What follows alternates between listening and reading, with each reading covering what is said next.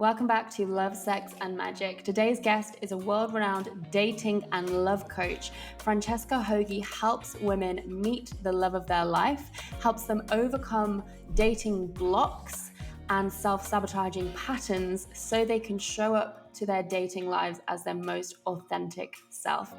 In this episode, we sat down and talked all things dating. We talked about how the dating world has evolved, what you can do to show up as your best self in the online space, how you can avoid catfishing, what some red flags are for you to look out for when you're dating, and how everything in your dating life is always a reflection of your own self. So let's do it. Franny, it is so good to see your face and have you here on the show. Thank you so much for being here. Oh, Mel, I'm so happy to see your beautiful face and to be here. So thank you for having me. So let's get straight in there with all things love and dating. So you've been a dating coach for many, many years. I mean, we met back in, was it 2013, 2014? Yeah, I think it was, maybe 2014. It was a long time ago. Feels like a long time ago. It does. But you've Yeah, you've really been in this space for such a long time and seen it evolve and change. I'd love to hear yes. how you got into this space in the first place. Mhm. And also, yeah, like how you've seen it evolve over the years. Yeah, absolutely. So I am a person who just has always been like romance dating was a pain point for me. Like, literally from the time I was 9 years old, and there was some boy whose name I can't even remember, but I called him on the phone and he said, "No offense, but I don't want to talk to you." Like, that created this story in my mind that boys don't like me, that really I carried that story and that belief into my adulthood. So Mm.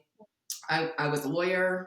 I did that whole, I was a corporate lawyer, and I had a life that was very successful by a lot of measures, but dating and love was something that just eluded me and it felt so hard. And that just really led me on, like, romance was sort of the portal for my own personal development journey. Right. So it's like once I started figuring out, like, okay, wait, why can't I flirt?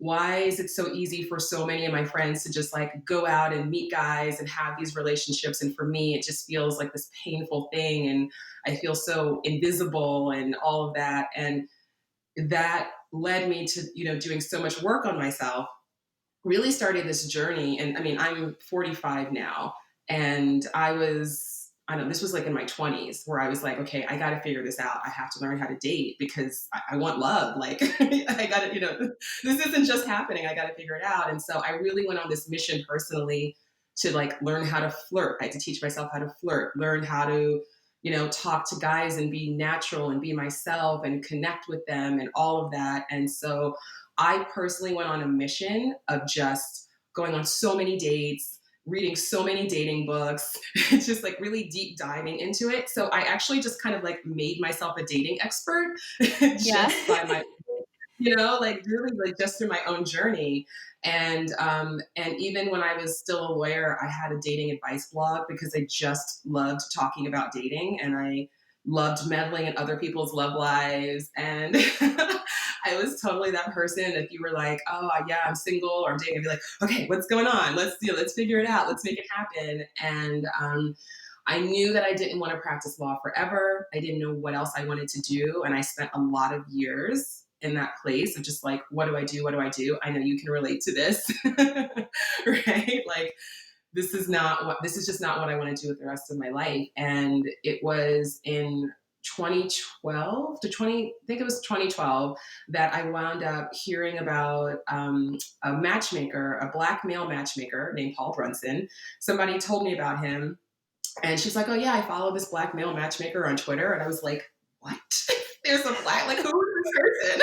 I want to follow him. What's going on? So I literally like took out my phone and like followed him at that exact moment. And then I just started watching him, and I was like, wow, I really relate to this guy. And he had such a heart for what he did. And he was so driven by really, really wanting people to have love and have like healthy love and beautiful relationships. And He had a finance career, he had an MBA, and he left all of that to start this matchmaking business. So I could really relate to him in that, like, you went this whole professional route, but then, left it for this crazy job of helping people find love.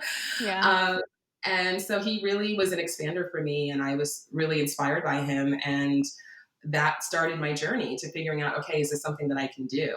And he helped me. He wound up being a mentor to me, which was awesome. And so I started as a matchmaker. That was my first foray into Yeah. the love industry. And I wound up working for Paul. So I was helping him with his clients in addition to working with my own clients. And it just, after about a year of matchmaking, it just became really clear to me that the people that we could match were the people who were really open to really looking at their beliefs, their values, their patterns, and they were committed to doing what they needed to do to make love happen, right? And Mm. people who were in that mindset of like, I just have this checklist of these things that I want, and now that I'm paying you, go out and find me, a million people that that meet this criteria, even if I've never even met someone who meets this criteria, much less dated them, right? It's like now, now that I'm paying you, I get any rocket scientist, supermodel, Nobel Prize winner I want. Yeah. And so, like, okay, it's really frustrating to work with clients like that because we can't match them because they're so focused on the wrong things and they're not paying attention to themselves. So it's like the coaching is where the beauty is. Like that's where the transformation happens. So I gave up matchmaking for good and I transitioned to coaching, and that's what I've been Yeah. doing for the last, exclusively coaching for the last 6 years. Wow.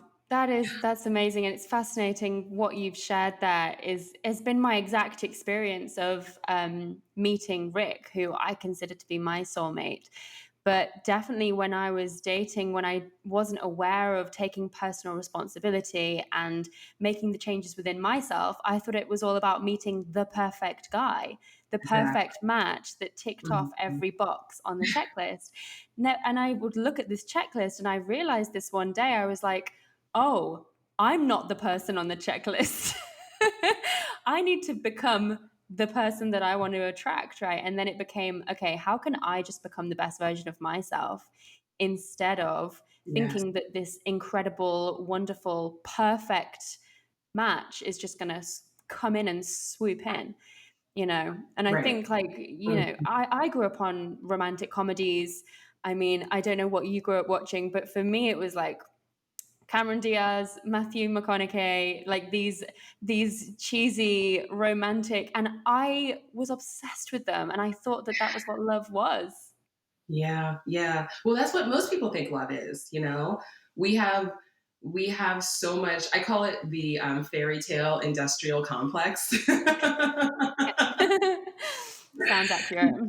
Because it like literally starts in infancy when we're read fairy tales and it's all about the knight in shining armor, and all of the princess or the heroine had to do was just be beautiful and passive. Right? Yes, or asleep. Or asleep. Like she literally could be in a coma. Like just if you're beautiful and you're in a coma, like your prince will come, and and we can laugh at it because it's clearly so absurd. But you can talk to people who are like they are smart, they are educated, they are so powerful in so many parts of their lives. But when it comes to romance, they still have this like magical thinking that it's all about finding the one perfect person and it's supposed to happen and you're supposed to know it instantly, and that's how love happens. And there's so many people um, who really want love, who really want that connection, and they're blocking themselves from it just by holding on to this fantasy of what we've been fed through media our whole lives about what it's supposed to look like. Mm. So what have been like your major discoveries then? Like if it doesn't look like that, in your experience, what does it feel like? What does it look like? In my experience, what it looks like is you feeling so confident and connected to your authenticity, and you have the resilience and the inner strength to be vulnerable and to know that that's what it takes, and that you can be vulnerable, and it can feel scary, but you can still know that you'll be okay.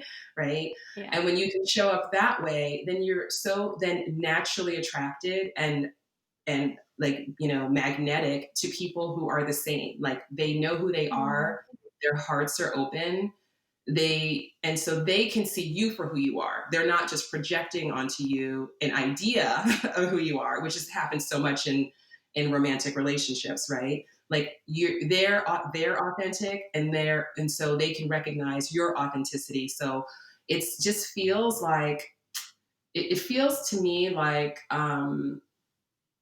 just, I mean, it sounds corny. Like, it just feels like being at home. Like, it's just, I don't have to Mm. put up any walls. I don't have to put up any pretenses. I can just really have open my heart to this person, and they can meet me at that level. Right? Yeah. So you're not like, it's because, I mean, I know that I've been in relationships in the past where I was the one who was, bringing like all this vulnerability, but I was with someone who they just couldn't meet me there, right? And that's so Mm. painful. You feel so alone. You feel so disconnected. You feel so unloved, right? You feel so rejected. Um, but that's because you're doing the vulnerability work without doing the work on the worthiness, right? You're not doing the work to get very grounded in the beauty that you are. So you're trying so much to, like, convince somebody else that you're good enough. And, Yeah. that's no way. Totally. And I completely hear what you say about the projecting onto someone an idea of what you want them to be, but also like you project what you think they want you to be as well. Yeah, Like, it's like, yeah, how do we stop doing this? Like, how, because it yeah, feels like yeah. it's just such a natural part of dating to, and even when you try and be yourself, be yourself, be yourself, you still think, well, I'll be the best version of myself and present that. Like, Yeah. how do we break out of that? Or is that just something that we have to kind of get used to and it eventually, eventually dies off? Yeah. Well, it depends. I mean, the way that you break out of it is through understanding that it's going to be uncomfortable, right? Mm. So, like, if you are somebody who knows, you know this about yourself, you know that you get in your head. You know that you start just thinking like, okay, if I say this, he's going to think this about me. If I say that, I don't want him to think. If you start doing that dance all of the time, then you're Mm. automatically cutting off a chance for real connection, just automatically, right? Like, Mm. you have to train yourself to be more present and to feel the discomfort of, like, oh, normally I would just laugh that off, right? Because I would want him to think Yeah. I'm cool, right? I would want him to think that I'm easygoing. But actually, how I really feel about this is, and I'm gonna just say it, right? Like, so you kind of have to train yourself. But I think Mm. that even just knowing that about yourself is so powerful, because once you have that knowledge, like, yeah, I had difficulty being my authentic self on dates, which is really, really common. I hear that Mm. all. I actually just had a session with a client this morning before this interview, and this is her major issue. She has no trouble meeting men. She's got that's not that part is not a problem. But the problem is that every time she's sitting on a date, then she gets into this performance mode, right? And Mm. so we're breaking her of that habit. But what usually you find is whatever's showing up for you in terms of having difficulty with authenticity and dating, it's showing up in other parts of your life as well. Right. So it's showing up to some extent. It's showing up. If you're a person if you are constantly in your head trying to guess what other people are thinking of you, that's just a habit that you have, and that's going to Mm. show up in other parts of your life as well. So sometimes it's really helpful to go to a place where it's less triggering, right? Like, so Mm. you might realize, like, or where it feels a little safer. Like, so you're like, oh, you know what? Yeah, even with my friends, I'm so used to, making the conversation all about them and holding back what I really think or how I really feel. And so you can start to train yourself to just share a little bit more. I mean, I have so many of my clients do this, and their friends will say things to them like, I never heard you say anything like that before. Like, I had no idea you felt that way, because they're finally starting to just really, really bring that authenticity to all of their relationships. So I think Mm. that's that's the starting point for a lot of people that I think they overlook because they're so focused on dating, and it's Yeah. like, no, where is it showing up in other parts of your life? Because you can start to address it, and it all counts. It all matters, Mm. you know? Wow, that is so fascinating. I've never heard that before, but I guess, like, of course, that makes so much sense. Like, if it's showing up in your dating life, it'll be showing up in your friendships or your work. And if you can address it with, like, the people that you feel like you could address it with first, then it'd be less likely to show up when you go on a date with someone. That makes complete sense. Yeah, you're just like retraining yourself like for a different Yeah. way. And I mean, even a really common way, this is something I see very, very often. And I, not to be super heteronormative here, but I just do work mostly with straight women. So this is the framework, but this applies Hmm. to anyone. Um, I see a lot of women who are, they've got big careers, they've got big jobs, and they work and they work and they work and they work, and they are overdoing, they're overworking. Right. When we start Hmm. talking about, well, why are you working so much? Then it gets into, well, actually, they think their value is in overdoing.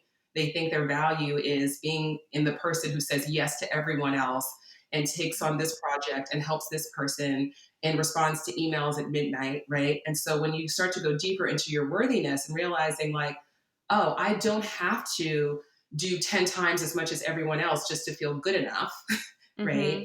And I can have boundaries with my work, then it gives more of a space to start to see, oh yeah, look at these other ways. I say yes to every friend. I go to every party, even if I'm exhausted, right? Hmm. And when I'm dating, then I'm totally just whatever he wants is how it goes, right? And so when you start to like really see the thread, how it runs through all parts of your life, you can start, tackling it in all those different parts of your life.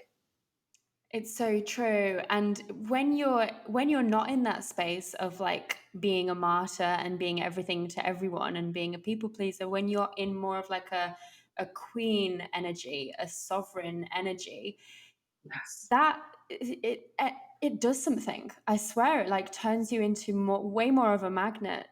Yeah. And I think, Absolutely. going back to what we talked about with the fairy tale thing, it's all about, the she waits and he comes. And I think we're so wanting to go against that we're going out. Well, I'm not talking about me, I'm in a relationship, but what I'm seeing in the dating world is going out, where is he, where is he, where is he, instead of being in this queen energy, and trusting and not stressing about it so much. Yeah, yeah, which can be so hard, right? Hmm. Because I mean, one of the reasons why this is such a difficult area is because we have so much messaging that happens in so many parts of our society that being in a couple is better than being single. And if you're single, Hmm. then, well, how long are you planning on being single? When are you going to meet someone, right? When are you going to Right. get married? When are you going to have kids? All there's so much judgment about and Mm. just discrimination, frankly, against single people. In a lot of ways that it adds to that anxiety and that feeling of like, oh shit, like I've gotta like, where is he? Like I gotta hurry up and fix this, right? I have to fix my life by finding this man so then I can feel accepted and loved and normal. And so the more that you can just recognize that is a mindset that has driven many, many, many, many people into terrible relationships, Mm. Yeah. really So terrible true. relationships. So moving past this idea, like I would rather be single than be in a bad relationship. I don't like it is so much better to be single Yeah. than to be with the wrong person, right? Yeah. Like spending your life with the wrong person, I know I don't have to tell you, like it's soul crushing, right? It's not something that I would wish on Yeah. anyone. So when you can move away from that desperate energy of like, I need this to be complete, and move into that energy of I am complete. And now I can be a magnet for what I want rather than feeling like I have to chase it. It's Mm. totally like, Yeah, absolutely. I mean, easier said than done, though, isn't it? Because I think people that are in bad relationships are often want to leave, but it's that bond of trauma and pain is often keeping people together. Yeah. What are you seeing in the dating space in terms of, because I remember last time I was in New York with you, or were we in LA? We were in New York. We was in New York together, weren't we? And that was, I think I was single back then. And I can Yeah. remember being in the dating space in New York and feeling like, wow, this is wildly different than how it is in England. Because what was happening then, this is years back, but where people were actively dating five people at a time and being extremely open about that. Is that what's kind of spread across the rest of the world now? Is that quite normal now, or are people tending to still to date, monogamously, I guess, like one person at a time? Yeah. Yeah, I mean, it definitely has spread more, and it's just because of dating apps. Like that wasn't Mm. even an option for a lot of people. It's like, where would I meet? How would I find that many people to date? And now with dating apps, I mean, obviously, online dating has been around for 22, 23 years or something at this point, but the apps really broke it all wide open, and so a lot of people now are in that multiple dating, serial dating mode, which I think can be really helpful depending on where you are. Like, going back to me in my 20s when I realized, like, I don't know how to date, I have no confidence, I don't know how to flirt, like, I got to figure this out. It was really helpful to me to go on tons and tons and tons and tons of dates because it was practice. Like, I would Yeah. pretty much go out with anyone as long if he was just decent. Yeah. I would go because I'm like, this is all information gathering, but so I think that if you're in that place and doing that serial dating thing can be really helpful to you. But if you know that you're ready for a relationship and that's what you're looking for, it can be a real trap. And that's what one of the biggest problems with dating today is this illusion of infinite choice. There's this feeling Mm. that there's just millions and millions of people like at my fingertips and I'm just waiting for that perfect match. It goes back to that whole fantasy, right? When I find the perfect person, that's when I'll stop. And so there are a lot of people who are really wasting their time, frankly. You can keep going the way you're going and you're still not going to find that person, that relationship that you're looking for because you haven't become the person who's the partner for the kind of relationship you really want, right? And you're expecting that some perfect person is going to come and like just make that magically happen, and it just doesn't work that way. Yeah. Yeah. Okay. And so, what if there is someone listening to this and they are dating, they're going on dates, that part of it is fine. But when it comes to actually committing, they freak out, they push that person, they push the person away. And so they remain single. How can people start to break out of that pattern if it's something that they're recognizing within themselves? Yeah. So it's recognizing your particular pattern is so helpful, and it's not always obvious to people. So for anyone who's listening and you don't know what your dating pattern is, I would really encourage you to just sit down and just go through the last 3 to 5 people that you dated and just how did it begin? What happened in the middle? How did it end? Just to give Mm. yourself some information. And not dating at all is also a pattern. If you were like Yeah. 3 to 5, I haven't been dating 5 people. I understand. There was a time in my life that was my story, right? So if you're not dating at all, that's also a pattern. That's also something to pay attention to.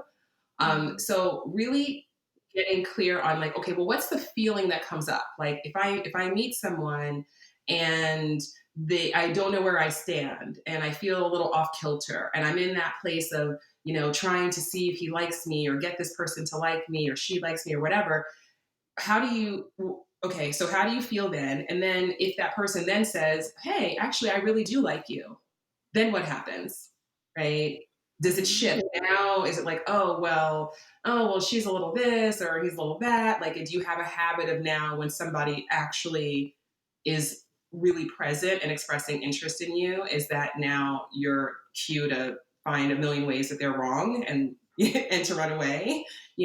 And so if you know that Mm. that's your pattern, then you can start to see it when it happens, and you can just start to check in with yourself and just say like, this is interesting, like, why am I responding this way? I know Mm. that I always get to this place in a relationship and this is how I feel. What's that really about? what would happen if I actually just said yes right now instead of running away and saying no, like I normally Yeah. do? You know, so it's just like those, like, I think curiosity is so powerful. It's such a powerful um, tool for transformation. Because if you start to ask yourself those questions, then you really will get answers, you know? So you got to make sure that you're asking the right questions, you're asking empowering questions. And that's why curiosity is so great, because if you say, for instance, oh, why does this keep happening to me? Like, why am I, like, I'm never going to meet anyone. Am I ever going to meet anyone? Like, if you start asking those questions from that place, then you're going to get questions that validate that disempowered perspective. Well, it's because you're to this and because you're to that and because all women are this or all men are that. Like, you're going to get stories to, fill it in. Whereas if you just have curiosity of like, I wonder why I do this. I wonder why I feel this way. Like, Mhm. what is this pattern actually trying to teach me? You know, like, Yeah. what within myself could I, am I maybe not seeing here, that this keeps happening over and over, because you are the common denominator in your patterns, right? And the fact that people have different patterns is proof that, like, there you are unconsciously pulling the strings. And so you want to bring your awareness to that, so you can consciously start making a different choice and training yourself to have just a different set of beliefs, because that's what's really all stemming from. Totally. I think it's also really interesting to look at the pattern of, like, look at what the patterns are in your partners, like in the people that you've, found attractive Yeah. or pursued. Mhm. That for me was very interesting, because I realized that there was a certain type of person that I was always attracting, and it never went the way that I wanted it to go. It materialized into anything with like a solid foundation of love and friendship. It was all very kind of superficial at the beginning. Yeah. Um, and as soon as I started kind of opening my mind to, like, okay, what if that is not my type? What if that's just a pattern that doesn't Mm, necessarily need to be like, that's my kind of person? What if that's just a pattern? And actually, to find my person, I actually need to break that pattern, yeah. which is actually what happened for me. So when Rick and I met, we became friends online. We didn't see each other in that way for a few months. And we talked online for about 4 months before we developed, oh, feelings, like this is an attraction, like let's see where this goes. And that was a completely different pattern than I'd ever experienced in my life. And I'm so grateful that I was open to that, because if I hadn't been open to changing my pattern and, looking for love in a different way, then I wouldn't have found it. So I think Yeah. that's really interesting. And obviously, everyone's patterns are going to be completely different, like you said, because that's going to depend on our upbringing and conditioning in different ways. So, Yeah.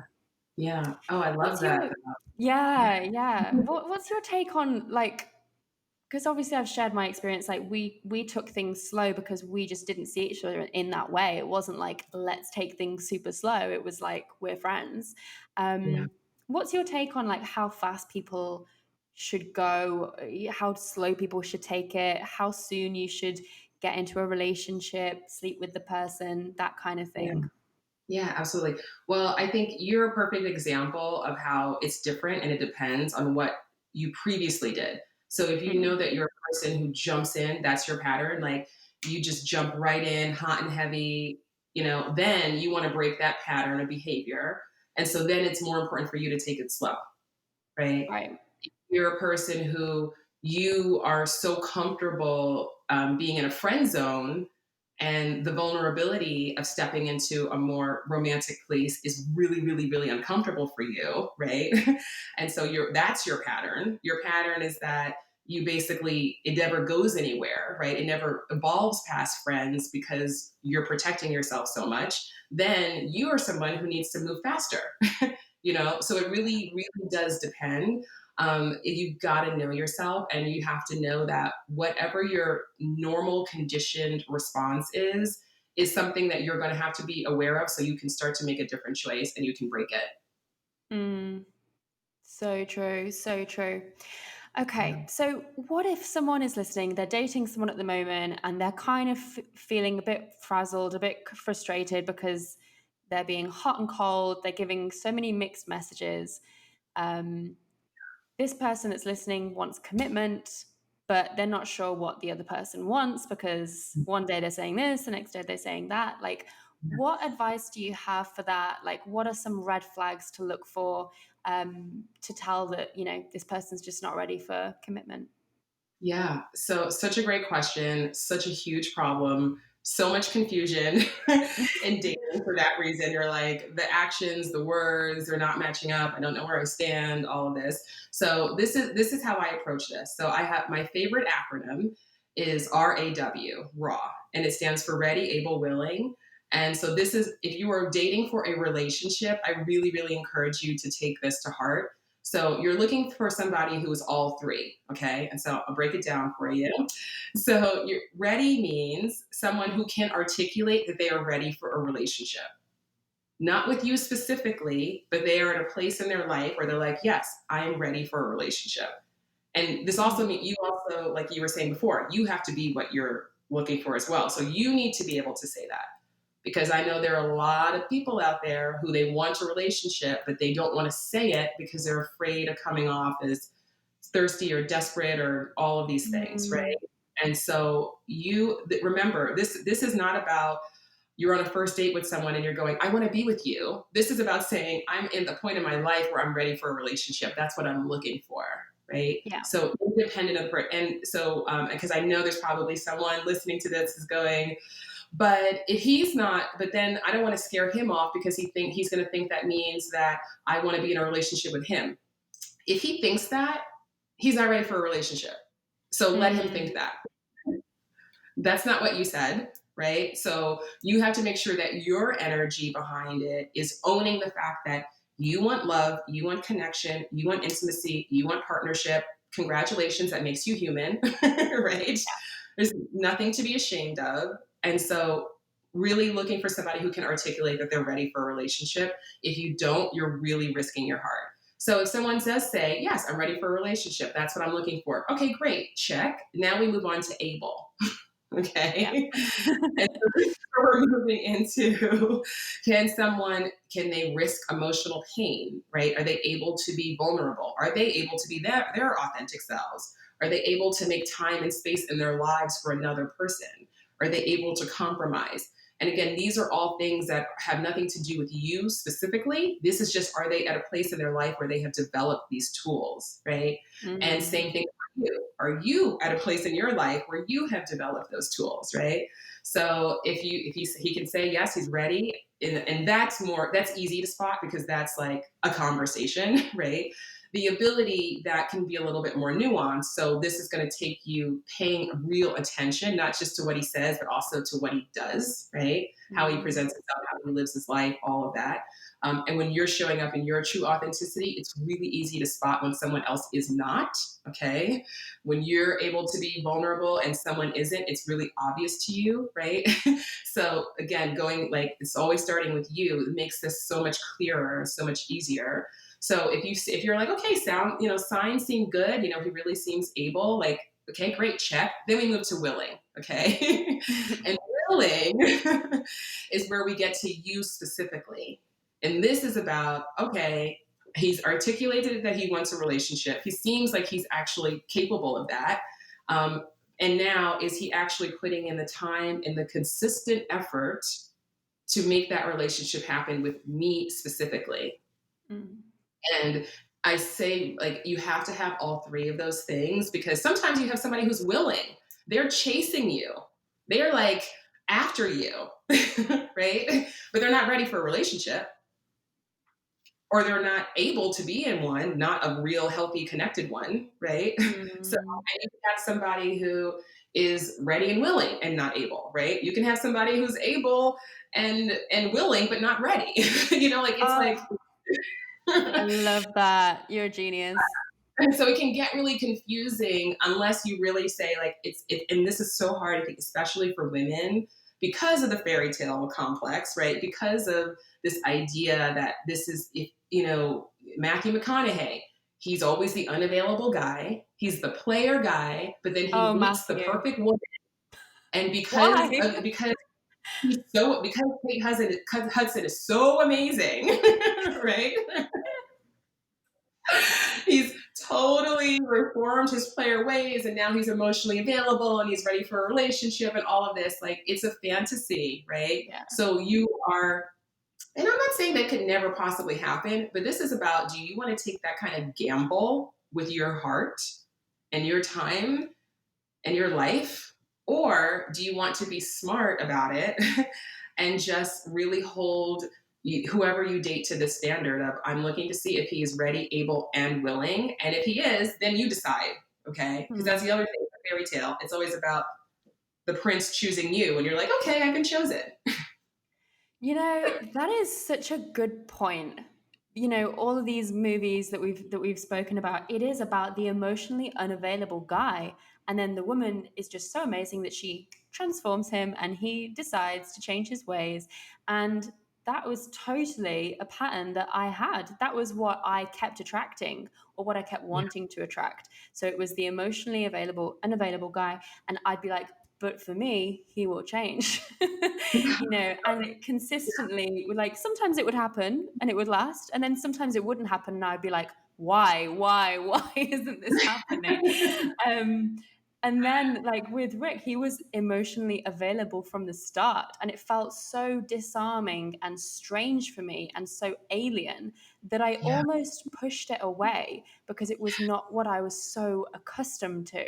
And so I Mhm. think that's a really important thing for people to hear from you. If he's not emotionally available, if he's not willing or able, then find someone who is. Don't chase Yeah. them because you think it's romantic, and you know, it's this notion of like, well, I'll chase them and they'll Yeah. finally see.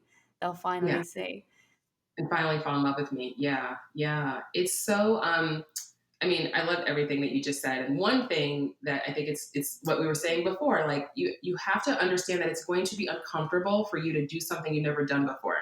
Mm. Like, there is going to be that moment where you're like, wow, this feels weird. This feels different. you know? Yeah. I remember I had that moment on my second date with my boyfriend. I remember he was just sitting there, he was telling a story, and I was just looking at him and I was like, I feel like I could just, if he told me this story like 100 times over the next 40 years, I'd be like, okay.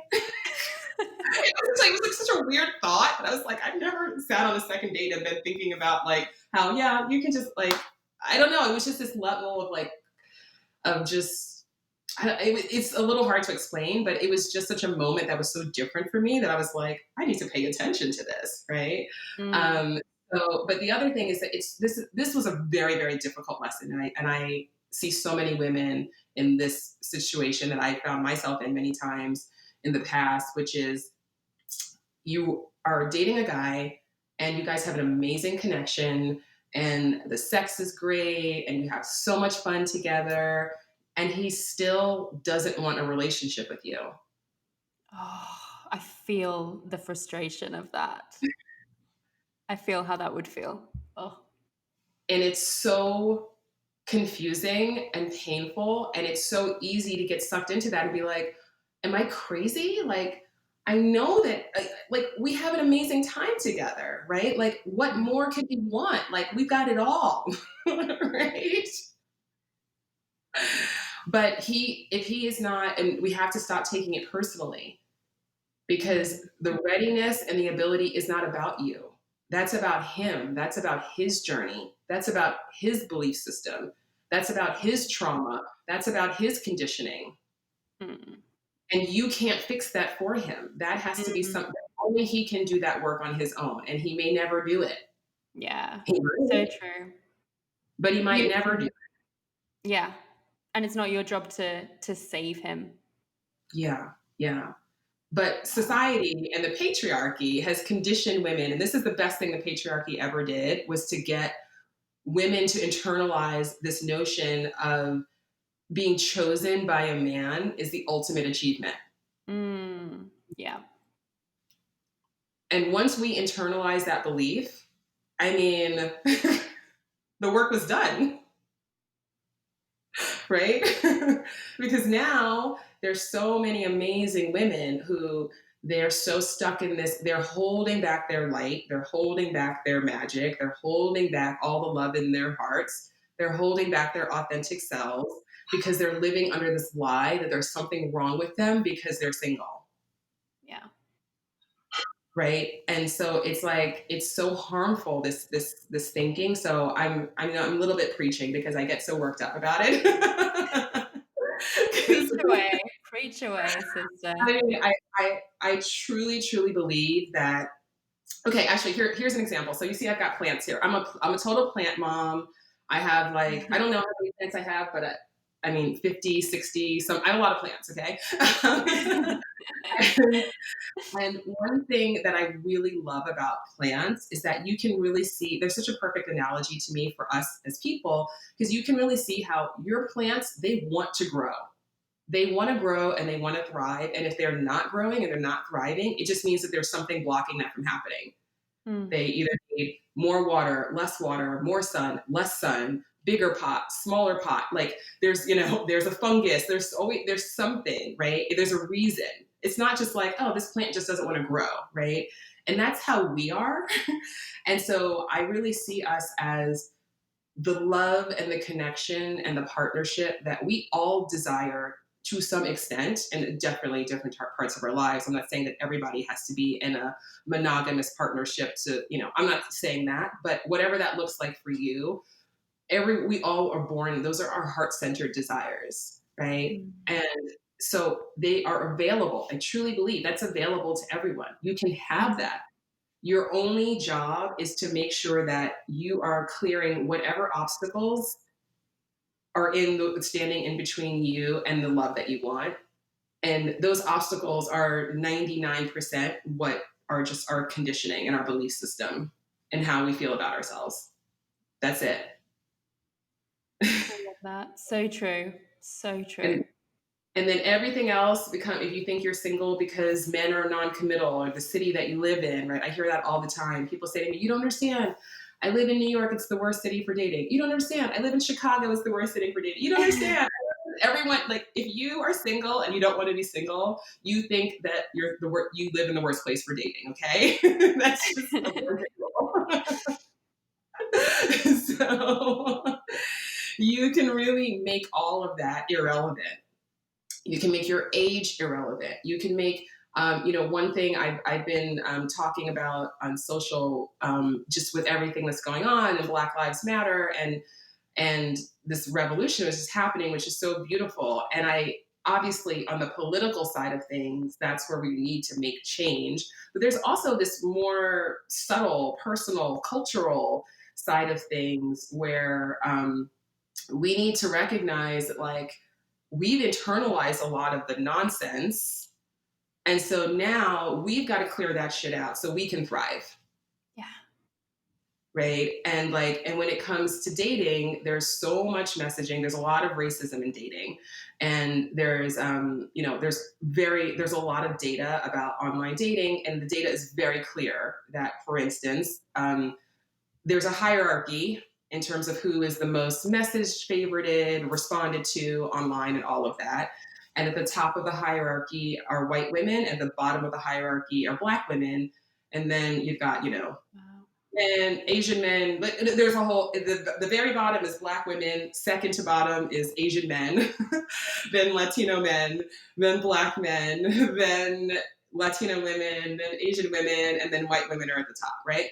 And Mm. so it is just statistically true that if you are a Black woman online, you're going to get fewer matches, right?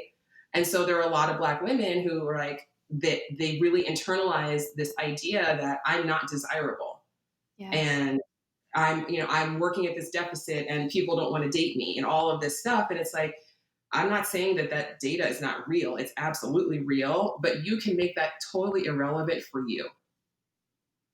Mm. But if you internalize that and you start to really believe I'm at this deficit, and this is not just, I'm talking specifically about Black women, but this is for anyone. If it's Yeah. because of your age or Some people think they're at a deficit because maybe they've been divorced more than once, or they think they're at a deficit because they have kids, or they think they're at a deficit because their bodies don't look the way they think that they should look, Yeah. or they don't have the money, or whatever it is. Everybody has a story, right? About Yeah. why I, poor me story, right? And you really want to challenge that idea that that's a hindrance to you, no matter who you are, no matter what you're going through, no matter even, I have a friend, I have a dear friend who has HIV. She's HIV positive. She's and she was single when she contracted HIV. She's a doctor. She actually contracted it from a patient, like during a medical procedure, and she had to then be in the dating scene being HIV positive, right? And she was very inspirational to me because this was years ago when I was in this place of still like, okay, I'm getting my confidence. I'm learning how to date. I'm learning how to meet guys. And she had no problem meeting men. And she told everyone up front about her HIV status. And everyone was like, okay, because she was so strong in who she was. She didn't have any self consciousness about it. I think it was helpful that it was contracted like in the way that it was, probably. So she didn't have maybe the shame associated with that, like that some people might. But she Mm. just totally owned it, and it didn't. And now, I mean, she's been married now for a long time to an amazing man. They have a beautiful relationship. He could not care less, Yeah. right? Most of us would think like, oh my God, if you're HIV positive, like you're damaged goods. Nobody's going to want to date you. And it's not true. It's not Mm. true, right? So we just really pay attention to whatever negative messages and negative beliefs we have internalized and start to question them, start to challenge them. That is life changing. Completely. And it's so interesting when you shared about the topic of racism in dating as well. It's these unconscious biases that we have that we've not fully investigated because they've made us feel uncomfortable, or we've not wanted to kind of go there. But it's really interesting to hear you share that. And especially when we look again at all the conditioning that we've had, it's a white couple in a romantic comedy. You know, how often do we see massive Hollywood blockbusters that is a black couple, or a woman and a black man, or vice versa?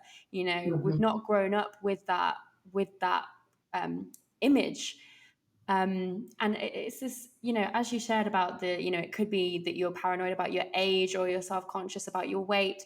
Again, we've been taught that love depends on how you look. It depends on, what your skin color is, what your hair color is, what your body shape is, what your age is, because, older people can't fall in love. It's only Yeah. for young people, young, attractive people. Mhm. So it's no wonder that all of these things can hold us back. But I think, I was chatting to Dr. Christiane Northrup today on we were having a conversation, and she was saying Hollywood's losing its effect. People don't care anymore because we're on social media. We're looking at people who we can find people who look just like us, that are successful, that are important, that are fabulous. So we don't need Hollywood to tell us what we're supposed to look like anymore, because Yeah. we're finding our people on the internet, which I think ties back in with what you were sharing about, like, just being yourself. That's where you're going to find deep, deep love. It's not about these labels, or, am I enough this, enough that? Is my hair right? Am I too young, too old?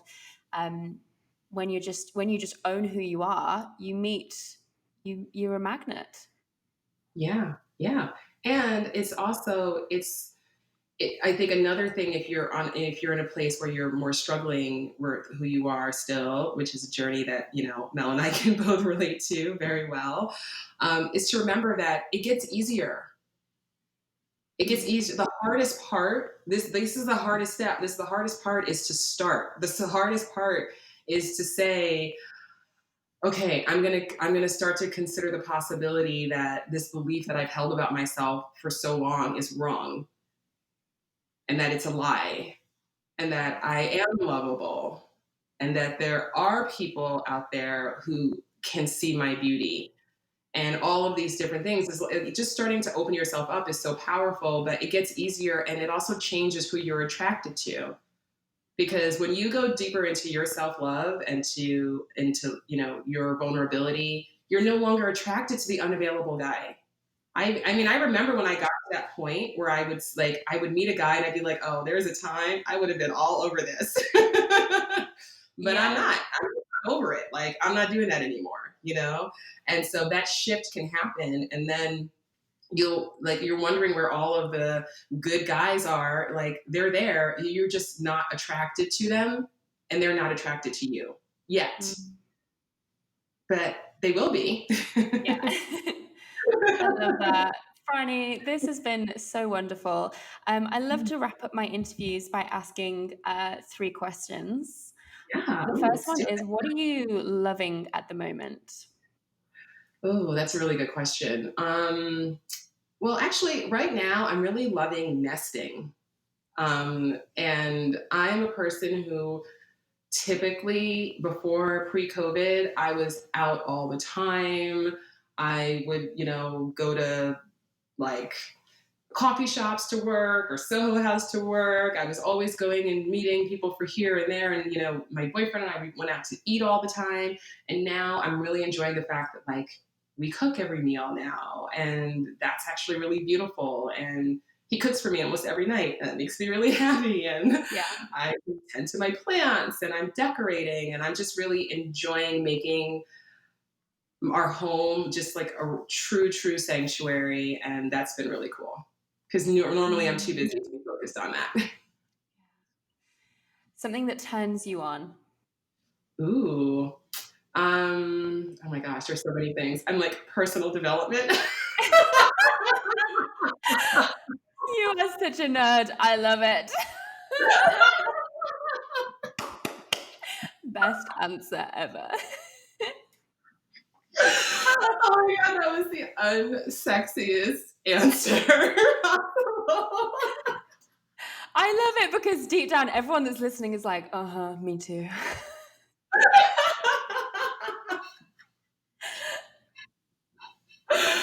Oh my god, that and also, my love language is acts of service, Mm. and acts of service really turn me on. So it doesn't even have to be a big one. So it's just as simple a thing as like my boyfriend coming in to bring me a cup of tea. He's like, I thought you might want a cup of tea. I'm like, oh, you're gonna get some tonight. I love that. Put down that tea. The tea was in and the clothes were off. It's real racy over here, guys. Yeah, I love it. I love it. Okay, and finally, when was the last time you experienced magic? Ooh, wow. That's a great question. I mean, I kind of feel like I experience magic every day. Probably the thing that, oh gosh, I guess another thing that this is kind of ties into the first question, even though this is a different answer, um, because we can't go anywhere. The one thing that I have been doing every day is I go and I take a walk. I take a long walk every day, and that's my real like time to think and to meditate and to move my body and get fresh air and all of that. And I've been going like later in the day, like in the evening. And so I like to be out, this California sun and the Mhm. light is just so, it never gets old. Every single day, I'm just like, I cannot believe how beautiful this is. I cannot believe how beautiful this is. It never gets old. There's never a day where I'm just like, oh, whatever. Every single day, I'm freaking out. And so I think I'm so like you, like I love nature and I love being outside, and every single day that feels like magic to me. I can't believe the beauty of this world. Yeah, I totally feel the same. Oh, Franny, it's been absolutely wonderful having you here. Where can everyone come and hang out and enjoy your beautiful face and your content and all of the programs that you have? Oh, thank you, honey. Well, probably the easiest place is at Dear Franny on Instagram. I'm actually at Dear Franny on every platform, Twitter, Facebook. I'm on TikTok. Not that anyway. But Instagram is the place where I'm mostly these days, and so that's where you can keep up to date with all the things that I'm doing. Also, my website, francescahogi.com. I've got an amazing quiz where you can learn your dating archetype.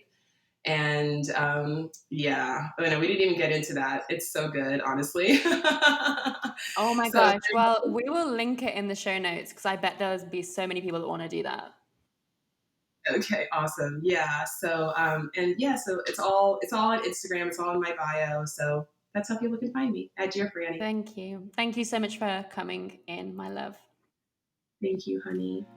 Hey guys, I hope you absolutely loved that episode. If you did, leave us a comment or a review, hit subscribe, and I'll see you next week. As always, come and join us inside the Goddess Collective, where we dive even deeper with our guests, and we have plenty of workshops and workbooks for you to do, as well as an incredible community of women who are on a journey of personal and spiritual evolution. I'll see you next week.